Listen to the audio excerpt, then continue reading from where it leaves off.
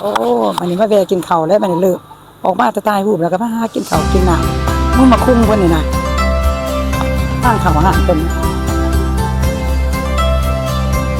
อ๋อ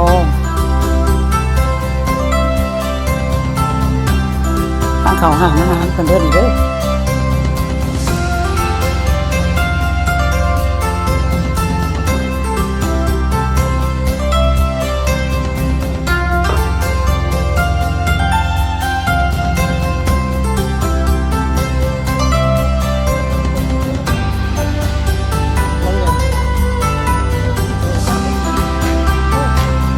ตังกันแน่ๆบ่นั่งเนาะมาดีสบายดีวิวงามหลายวิวเพิ่นเด้อ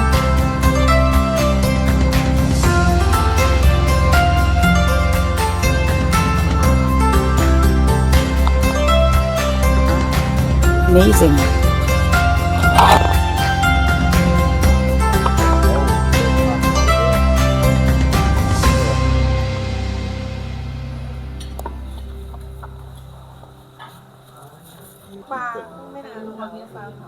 ปลาเผามันเป็นแบบพันธุ์บ่หรือว่าเป็นลาบเป็นหยังเป็นแบบพันธุ์บ่หรือว่าลาบเป็นแบบเป็นกล้วยเป็นลาบบ่หรือว่าเป็นปิ้งซื่อๆเป็นย่างซื่อๆบ่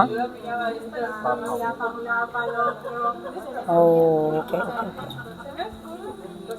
พะนาปิ้งปลาพะนาปิ้งปลาธรรมดานะ You gotta cook about 20 minutes. You gotta cover right now. Like this meat, man. I'll probably bring it up. Sweet and sour on the top of the fish. Yeah. You just one or you want to do? Which one you think is better? That's funny. I'll eat it now. เอาเลย Like it's black. Yeah. Okay. I'm gonna take this one, but separate the salt a little bit so that way we don't mix them up. Yeah. Okay. อันนี้หาได้มีแต่ข้าวเจ้าบ่มีข้าวเหนียวเด้อพอถามแล้วว่าเราบ่เอาหยังน้ำก็บ่กิน 2 อย่างวันนี้ น้ำก็บ่ลืม ปลา2 เฟรนช์ฟรายก็บ่กินแล้วว่า You want beer?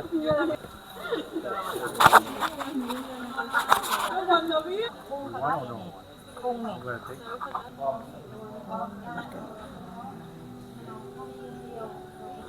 อันนั้นก็เป็นวัดขุมพรหมเนาะ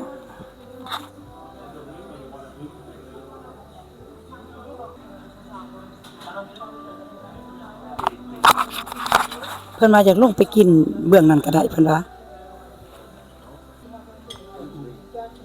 น้ำก็คือว่าขึ้นเนาะเพิ่นว่า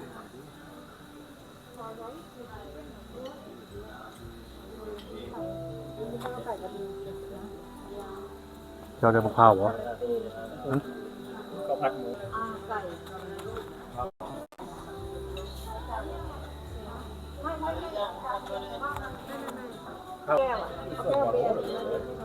แข็งค่ะ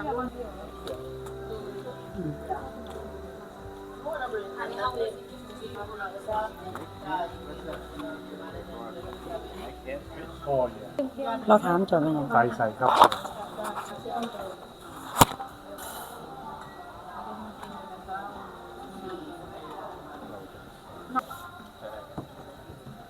Marvin, you want Pepsi?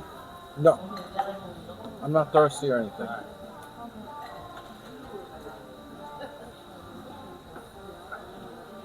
Drink before chair. เพิ่นว่าเดี๋ยวนี้น้ำลงเลยเพิ่นว่า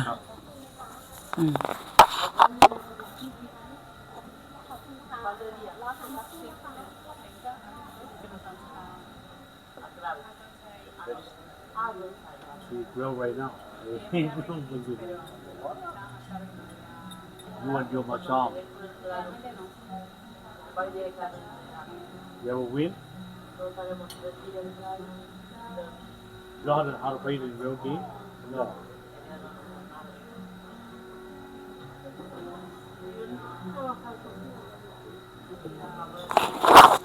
โอเคแล้วก็สิจบคลิปแล้วบัดนี้เนาะOkay, thank you for watching เล่าแต่ USA. Bye bye.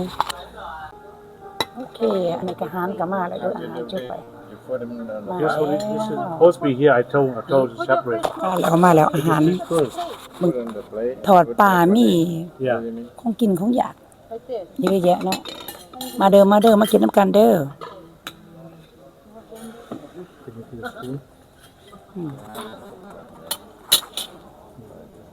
The fork. You have โอเคแล้วสิได้เช้าได้เล่าแต่ USA สิได้กินแล้วขอบใจเด้อที่เข้ามา thank you bye